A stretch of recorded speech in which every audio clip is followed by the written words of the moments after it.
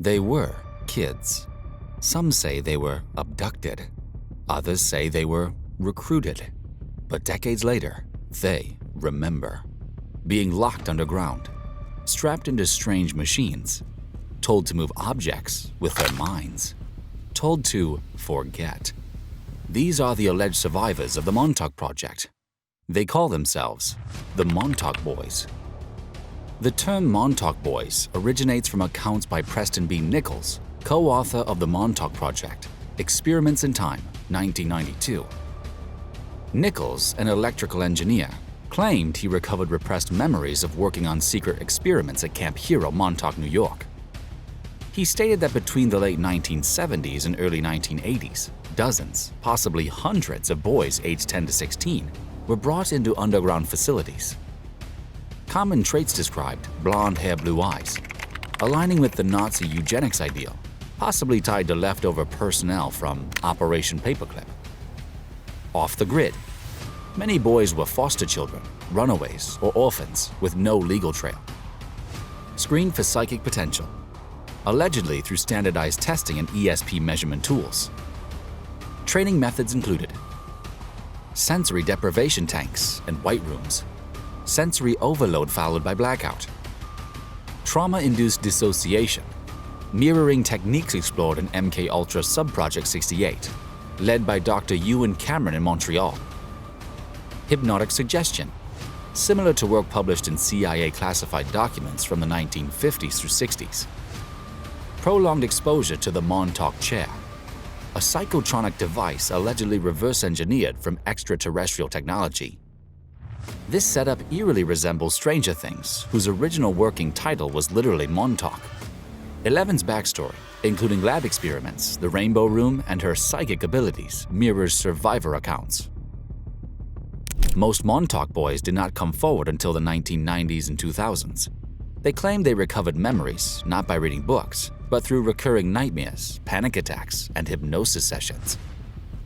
Michael Ash described a lifelong fear of water and recurring dreams of being submerged in a glass tube, a theme echoed by other survivors. Andy Perro, a former Rutgers athlete, claimed he was subjected to trauma based on conditioning under Project Superman, an alleged offshoot combining Montauk and Monarch techniques. Andy claimed he could withstand beatings and psychological breaks without collapse. He was used in covert time travel missions and split into alter personalities for different assignments. He broke free of his conditioning in the late 1990s. His claims resembled the Weapon X origin stories from X-Men, particularly Wolverine, who endured memory wipes and reprogramming. Connections to Project Monarch, a rumored MK Ultra spin-off focused on trauma-based mind control in children, are prominent. Kathy O'Brien and Fritz Springmeier wrote extensively about these methods being used to create programmable assets. According to Nichols, Duncan Cameron, and other insiders, Montauk's projects focused on developing psychic super soldiers. Claimed experiments included telepathic control, using the Montauk chair to influence decision-making in remote subjects, parallels to Project Stargate's signal line theory, remote viewing, similar to actual CIA documents, Crest FOIA 1977 Stargate protocols, psychokinesis. Duncan Cameron allegedly moved small objects with thought after induced trance states, time rifts. The chair reportedly created time tunnels where subjects were sent across dimensions. One major event. Duncan allegedly projected a creature from his subconscious, which manifested physically and caused chaos. This is known as the monster manifestation. According to Nichols, this occurred in August of 1983, the same date as the Philadelphia experiment's supposed time loop event. The Montauk chair was said to use Tesla coils and radar harmonics to amplify psychic energy. Nichols claimed it was inspired by Project Rainbow tech from the USS Eldridge experiments. Too wild to be true? Let's ground this. MK Ultra, 1953 through 1973. Confirmed via 1977 Senate hearings. Sub-projects included LSD, hypnosis, ESP, and child research, Sub-project 136. Project Stargate, 1978 to 1995. The DIA and CIA used remote viewers, like Ingo Swann and Pat Price for Cold War espionage. Project Monarch. Though unofficial, whistleblowers like Kathy O'Brien described trauma-based programming from childhood. The Montauk narrative draws a conspiracy continuum. Philadelphia Experiment, Montauk, MKUltra, Monarch, Stargate. These are not isolated claims. They're pieces of a psychological weapons puzzle. Some survivors claim they were released in the early 90s. Others believe they never left, mentally.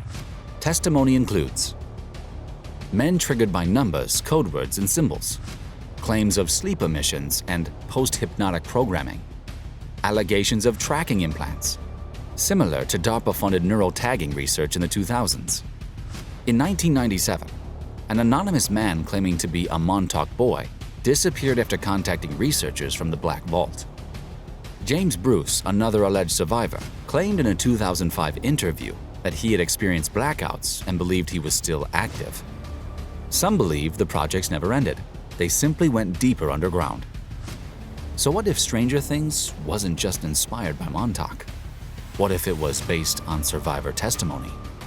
What if the children weren't kidnapped by criminals, but recruited by the US government to become real-life X-Men?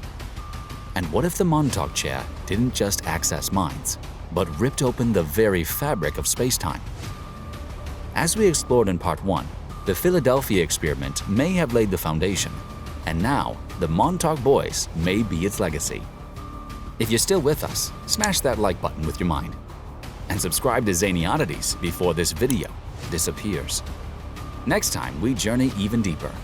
Project Serpo, a secret human-alien exchange program, and the astronauts who never returned. Until then, keep your brainwaves clean and your trauma unprogrammed.